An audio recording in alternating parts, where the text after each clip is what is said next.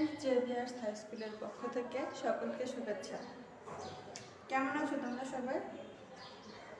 আজকে আমি নবম শ্রেণীর বাংলা দ্বিতীয় পত্র ক্লাসটি নিব। সবাই ভালো আছো তাই না? কি চিনতে পারছো আমাকে? মনে আছে? নতুন ম্যাডাম তাই না? আচ্ছা, আজকে আমরা কি পড়বো বলতো? গত ক্লাসে কি পড়িয়েছিল? ভাষা, তাই না? গত ক্লাসে আমরা ভাষা সম্পর্কে মোটামুটি একটা ধারণা নিয়েছিলাম যে ভাষা কি, ভাষার কোথা থেকে, মানে বাংলা ভাষা কোথা থেকে আসলো, মানে বাংলা ভাষা সম্পর্কে যা কিছু আর কি জানা আমাদের জন্য জরুরি প্রয়োজন সেটা আমরা করেছিলাম। আজকে আমি তোমাদের যে ক্লাসটি নিব, মানে যেটি শেখানোর চেষ্টা করব, সেটা হচ্ছে বাংলা ব্যাকরণ।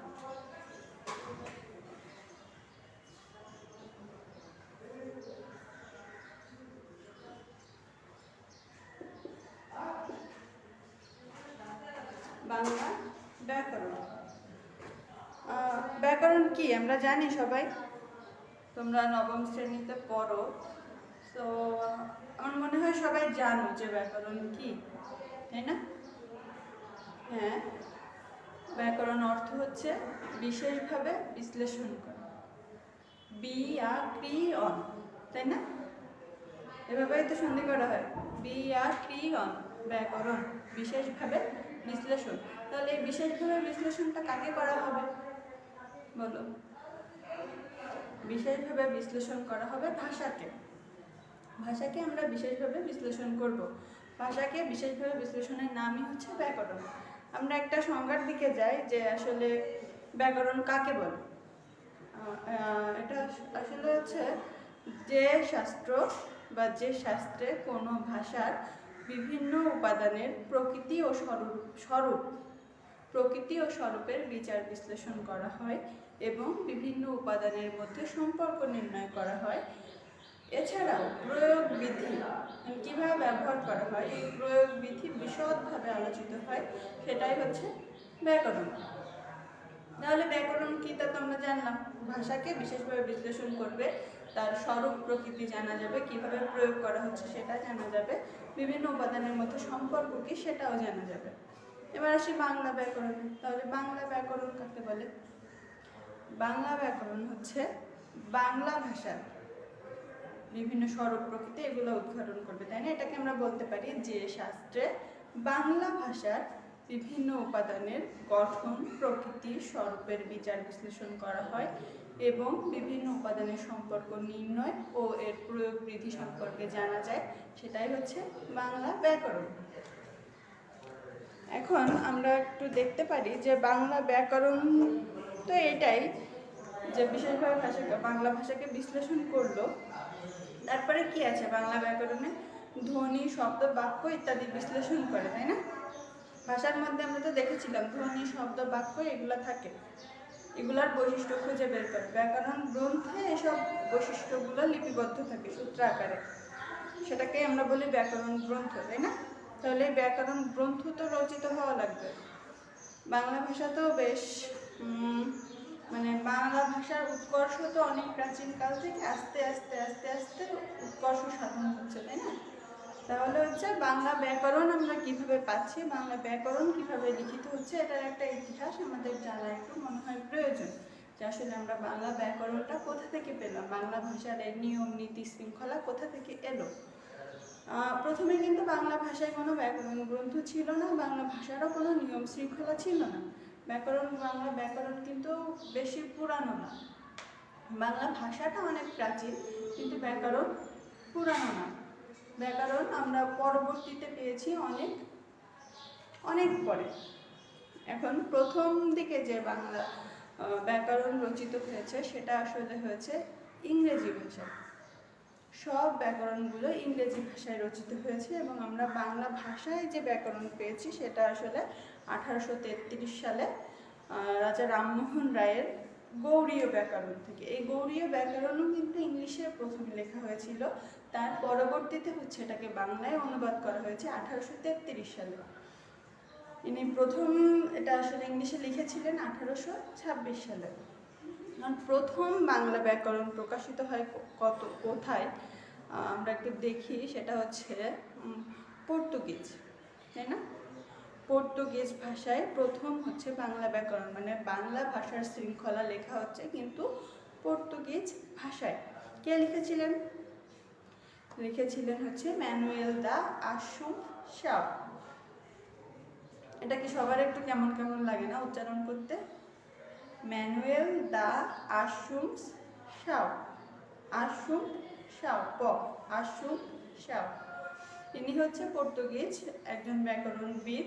তিনি বাংলা ভাষার ব্যাকরণ প্রথমেই রচনা করেন পর্তুগিজ ভাষায়।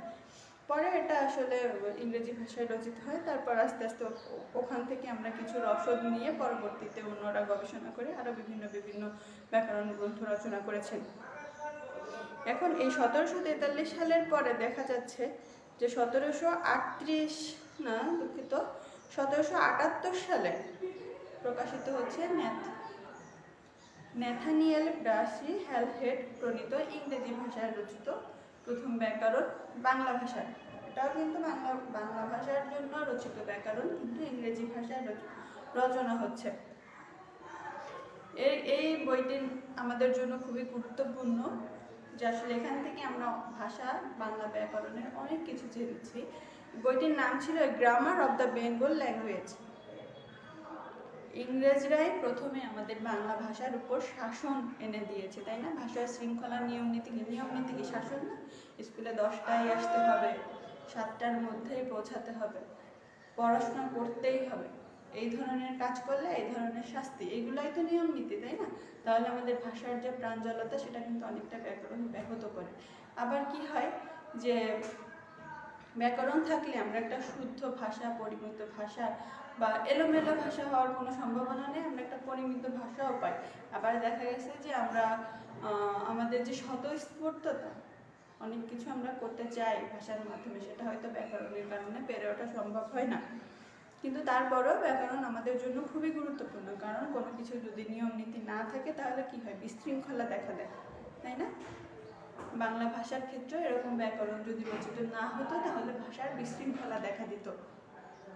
যাই হোক, এরপরে আসছে হচ্ছে 1801 সালে উইলিয়াম কেরি। 1801 সালে উইলিয়াম কেরি বাংলা ব্যাকরণ রচনা করেন, সেটাও ইংরেজি ভাষায়। এরপরে আছে গঙ্গকিশোর ভট্টাচার্য 1916 সালে বাংলা ব্যাকরণ রচনা করেন, কিন্তু সেটাও ইংরেজিতে। এরপরে আসে কিট সাহেব, তিনিও 1920 সালে বাংলা ব্যাকরণ রচনা করেন একটি, সেটিও ইংরেজিতে।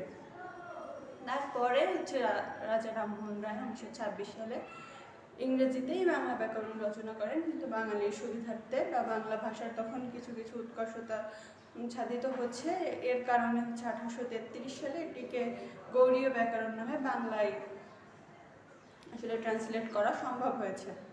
ঠিক আছে, এটাই আসলে মোটামুটি বাংলা ব্যাকরণের একটা ইতিহাস, যে ব্যাকরণ গ্রন্থ আমরা কিভাবে পেলাম, ব্যাকরণ গ্রন্থ আসলে কারা কারা আমাদের দিয়েছে, আমরা কোথা থেকে এসেছে। প্রথমে পর্তুগিজ, তারপরে ইংরেজ, তারপরে হচ্ছে আমরা বাংলা ভাষায় পেয়েছি।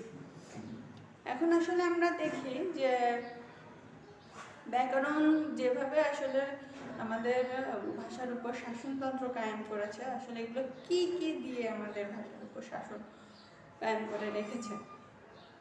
আমরা প্রথমে ভাষায় দেখেছিলাম কি, ভাষার উপাদানগুলোর মধ্যে বা ভাষার যেসব উপাদান নিয়ে গঠিত তার ভিতর ছিল ধ্বনি, শব্দ, বাক্য, তাই না? ধ্বনি, শব্দ, বাক্য। এই ধ্বনি, শব্দ, বাক্য আমরা বাগধাত্রীর দ্বারা উচ্চারণ করেছিলাম। তারপরে আবার সেটার অর্থবোধকতারও দরকার ছিল, আবার বিশেষ কোনো শ্রেণীতেও এটা ব্যবহার করার প্রয়োজনীয়তা অনুভূত হয়েছিল। যাই হোক, এখন হচ্ছে আমরা তাহলে ওই সব উপাদানগুলোর উপর যদি আমরা শাসন আনতে পারি তাহলে সেটাই হচ্ছে ব্যাকরণ হবে। তাহলে বাংলা ব্যাকরণের আলোচ্য বিষয় বা যে কোনো ব্যাকরণের আলোচ্য বিষয় কয়টি? সবাই জানি আমরা, না? 4টে: ধ্বনিতত্ত্ব, শব্দতত্ত্ব, বাক্যতত্ত্ব, অর্থতত্ত্ব, তাই তো? তাহলে আমরা ধ্বনিতত্ত্বে আসলে কি কি দেখতে পাই?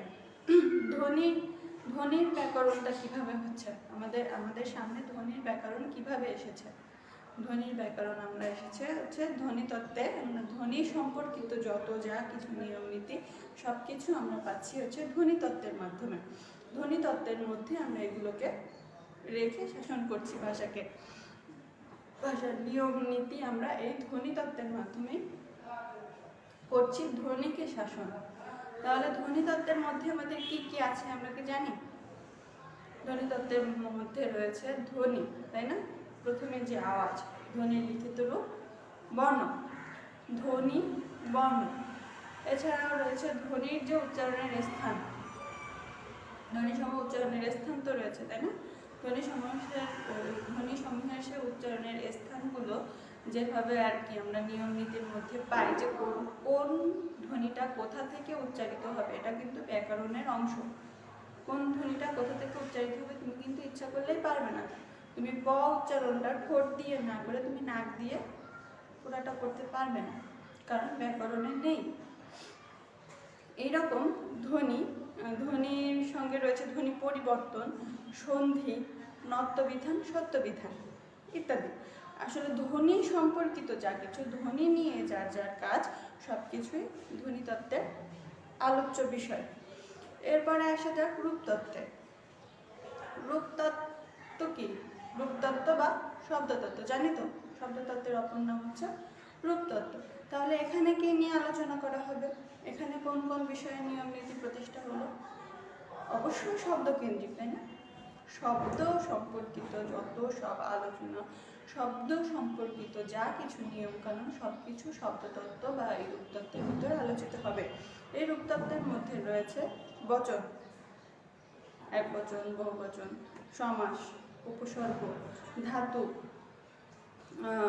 প্রত্যয়, সংখ্যাবাচক শব্দ, বিভিন্ন শব্দের শব্দ নির্মাণ, তাই না? এগুলো সবই আমরা শব্দ কেন্দ্রিক পাই, এই জন্য এটা শব্দতত্ত্বের আলোচ্য বিষয়। বাক্যতত্ত্বের মধ্যে আমরা দেখতে পাই যে বাক্য সম্পর্কিত যা কিছু আলোচনা, বাক্য নিয়ে যে সব ব্যাকরণিক টার্ম কাজ করে সব কিছুই বাক্যতত্ত্বের মধ্যে পড়ে। বাক্যতত্ত্ব বা পদক্রম, তাই না? বাক্যতত্ত্ব বা পদক্রম বলা হয়। সেখানে দেখা যায় কি উক্তি। উক্তি কি আমরা জানি? উক্তি মানে কি? কথা।